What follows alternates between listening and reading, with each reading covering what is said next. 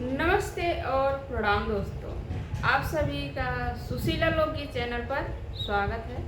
दीदी का new channel है सुशीला लोकगीत। आप लोग ज़्यादा से ज़्यादा प्यार दीजिएगा दीदी के चैनल को। और आप सभी के लिए ये एक भोले बाबा का भजन लेकर आए हैं। आप लोग भजन सुनिएगा और भजन का आनंद लीजिएगा। कमेंट बॉक्स में तो जरूर बताइएगा कि कैसा लगा आप लोगों का यह भजन।